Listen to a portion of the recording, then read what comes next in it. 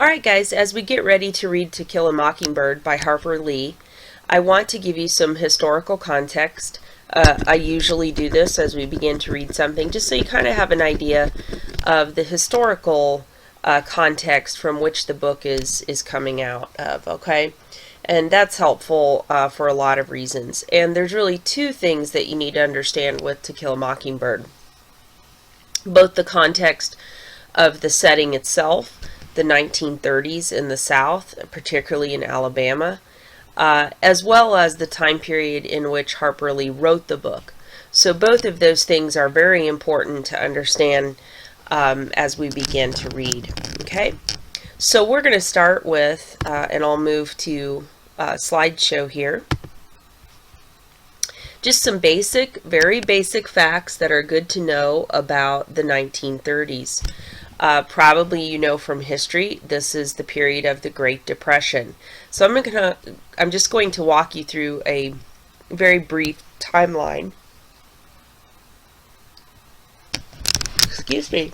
Timeline of the Great Depression, and we're going to begin in 1929. Herbert Hoover is president at that time.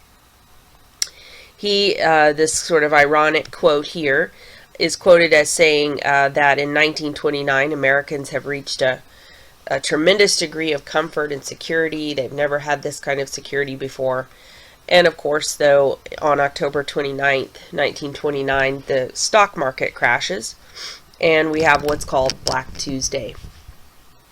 If you don't know much about why the stock market crashed, it's very interesting to research that. Has a lot to do with the fact that nothing was secured. There was no insurance. For example, I'll show you a picture here, for your money in the bank. So you would have what was called bank runs, and this is a good photograph of people waiting in line. They're going to pull their money out of the bank. Of course, what a lot of people found after the crash is there was no money there to be pulled out. This is kind of a gruesome photo, so I apologize, but I think it shows just the desperation some people felt. There were reportedly a lot of suicides on or around Black Tuesday, of people realizing that they were going to lose everything they had and be penniless. So 1930, we've ushered in now the Great Depression. Notice that when you talk about the Depression as a historical period, you always capitalize the D. But you'll see from the photographs why it's called the Great Depression. People were in a tremendous state of despair and depression, mostly because they wanted to work, but there was simply no work to be had. Let me back up here.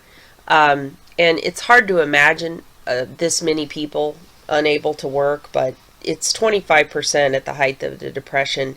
That's less than, or excuse me, as much as 3.2 million Americans cannot work.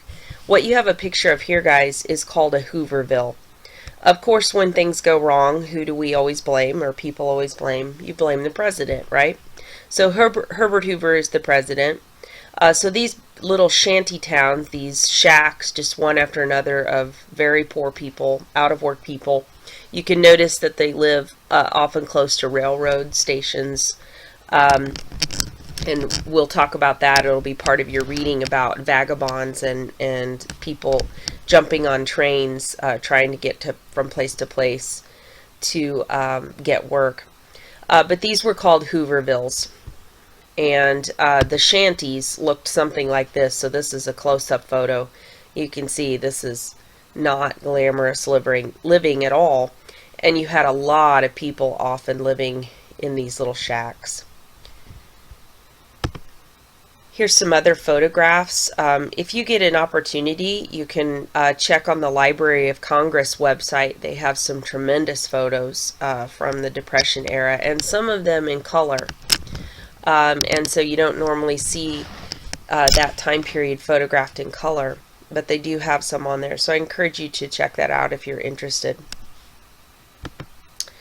You can see they called it the Depression for a reason. People truly were in a state of despair. They were hungry. There were bread lines, is what these were called. Long lines to try to get food. enormous unemployment lines. You can see in the pictures here. These are mentioned at the beginning of To Kill a Mockingbird. Harper Lee mentions Hoover carts. And this is what a Hoover cart looked like. You couldn't pay for gas, or maybe your car broke down, you couldn't afford to get it fixed. So you hook horses to your car, and this is the way you get around. And you can see this guy is, again, this is life in Hoover days. So Hoover, not a very popular president, of course, during the Depression. But keep this in mind, this photograph, when we get to the beginning of To Kill a Mockingbird. Okay, so To Kill a Mockingbird takes place in Macomb, Alabama, which is a small town. It's very significant that we're looking at the South. But like many small towns, and the way Macomb is described in the novel, people know each other, and know each other very, very well. It's kind of a sleepy town. Harper Lee calls Macomb tired, a tired old town.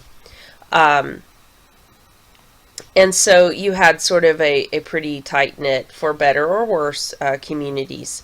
And so this is just kind of some pictures of similar towns that are described in, or the way Macomb is described in To Kill a Mockingbird. One important aspect, though, of small town living in the South is that you had a highly segregated society. So I included this photo. This is a very famous photo. You can see the irony in the billboard behind, and then the African Americans standing, waiting either for, I don't know if this is an unemployment line or a bread line, in front of it. So a lot of irony there. And you had blatant, by order of police here, you know, colored people here, or African Americans, what we would say now. You had segregated schools, you had segregated restrooms, you had segregated buses, of course. I know you're familiar with this, and you can see here the African Americans are forced to sit at the back. And so one of the things we're going to talk about is the Jim Crow South, and so we'll make that clear what that exactly means in terms of segregation. Now, Macomb, as it's described in the novel, is not going to be any different. But if we go back here too, I should have said this before, another aspect of small town life is not only is it sometimes segregated by race, but also the very, very poor would live in a certain section of town, the wealthier in another section of town. So it's, that aspect may not really be any different than today, but that would have been very harsh lines would have been drawn between segments of the society during this time. Okay, so let's talk about Jim Crow South. What in the world does that mean, that phrase, Jim Crow South? Well, slavery, as you guys know, was abolished through the Emancipation Proclamation in the 1890s. But there was really nothing after that to ensure that people were kept truly free, particularly in the South. And so over time, a system of laws and regulations that are commonly referred to as Jim Crow emerge. The booklet that I'm going to have you read explains the actual expression Jim Crow, so I encourage you to look at that. Jim Crow laws meant that they are still going to keep society segregated, and they're going to do it by upholding all sorts of small laws that force people to be segregated. In addition, it would have been extremely difficult to vote. If you saw the movie Selma that came out recently, that entire movie was focused on this idea of allowing all citizens the right to vote and not making it impossible for African Americans to vote. So sometimes, with the voting as the example, they might say, sure, you can vote, but first you have to pass this literacy test, or you have to pass some sort of test, and they would inevitably often make the test extremely difficult, to where very few people, if any, were going to actually be allowed to vote. African Americans, anyway. These laws lasted until the Civil Rights Movement of the 1960s. Now, one thing that's important to note is, let me back up here. It varied from town to town, state to state in the South, how these were going to be upheld. For the most part, they were upheld with violence and terrorism. African Americans might get laughed at if they attempted to challenge these policies and rules, or they might get lynched. And that's a term that you'll be looking at later. So it was very scary, and it would have been a very serious thing to try to fight back against these unlawful rules and regulations. Okay. Many people feel that the story of the Scottsboro boys, heavily influenced Harper Lee as a child. This is a fascinating story, tragic story, about 9 African American teenagers who are unlawfully really charged with rape from 2 white women from Alabama. There was no credible evidence, and I'm going to have you read and learn about this trial, so I won't go into a lot of detail here. Harper Lee would have been 6 years old when this trial began. It lasted for 6 years past that, and so she would have probably been very familiar with this trial, her father being a lawyer as well. Okay. All right. Franklin Delano Roosevelt is going to run for president later in 1931, I believe. Or 30, and he is promising a new deal for America. And this is when, this is where it links up with the book Night that we read. The Depression is starting to spread worldwide after a 90% decline in the stock market. Okay. So FDR is elected, and he famously says the only thing we have to fear is fear itself. During this time, his inauguration, 33, the banking system completely collapses. Adolf Hitler becomes dictator in Germany. And so just to kind of put this in context with our other book we read, FDR decides to create the Civilian Conservation Corps, which creates a bunch of jobs for people doing work around the country, building things. A lot of art museums and things were built, libraries, etc. Okay, and FDR establishes the National Recovery Act, the NRA, to oversee construction of these things. Prohibition, which meant no alcohol, gets repealed so people can drink legally again. And but unemployment rates are reaching an all-time high of 25%. That's an enormous percentage. In 34, FDR promises the government will begin social insurance. So these current controversies you hear, especially as an election's up and coming, about Social Security go all the way back to this time. And in 1935, excuse me, FDR founds the Works Progress, the WPA, and you might have talked about this in history class, but you can see men here building roads. This is where a lot of our interstates and things like that come from. Okay. All right, so very quickly kind of through the rest of the 30s here. Of course, 36, you've got some Jews that are seeing the writing on the wall, and they begin to flee Nazi Germany as Hitler starts to tighten down on those restrictions.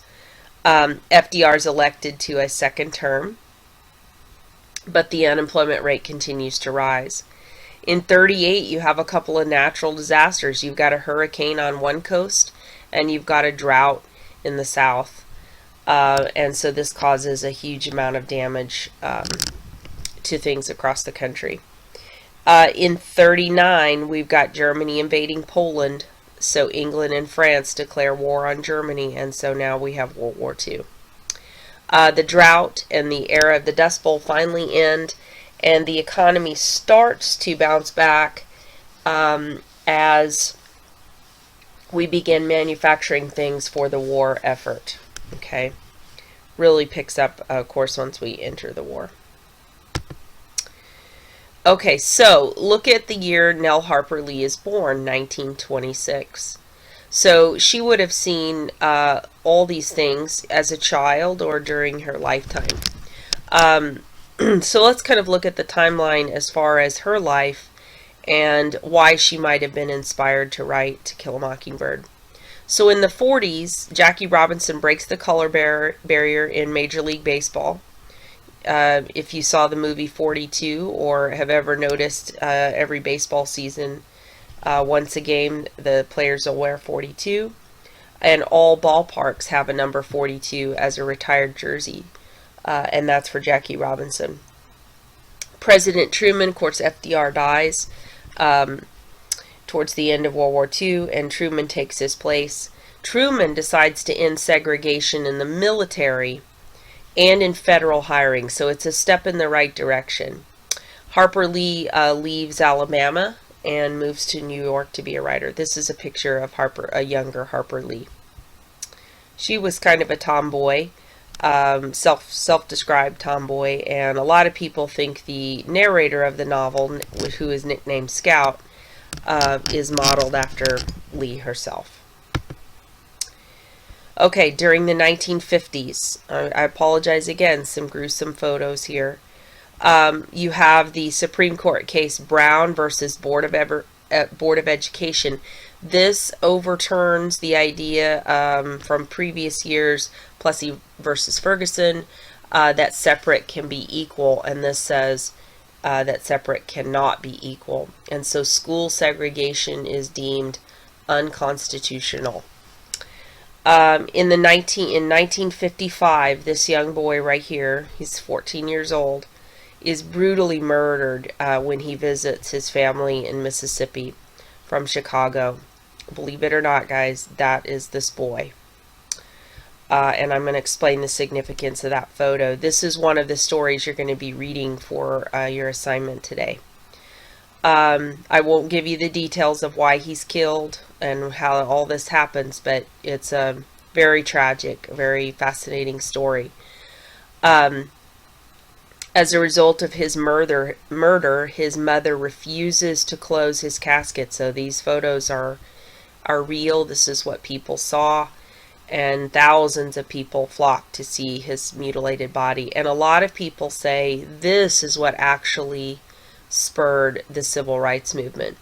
Rosa Parks down here gets a whole lot of credit too, but many people say this story was a real tipping point in the civil rights movement. I've also again included a couple of videos here. You'll have to watch these at home if you're interested, because they're on YouTube. So if you would like to see more than what you read today, that's available here for you. Okay. Here's Rosa Parks. She, as you guys I'm sure know, refuses to give up her seat. This is later in 1955, so notice the dates here. This is why a lot of people say this story is really the one that really spurred people to action, like refusing to give up their seats. This is what it was like to live in the Jim Crow South. You were under real threat of harm, of lynching. Lynching does not just mean a hanging. Lynching is any sort of vigilante justice.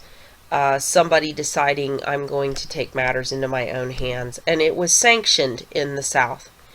People knew they weren't, white people anyway, knew they were not going to be in trouble for terrorizing African Americans. So this is what it was like to live in Jim Crow South.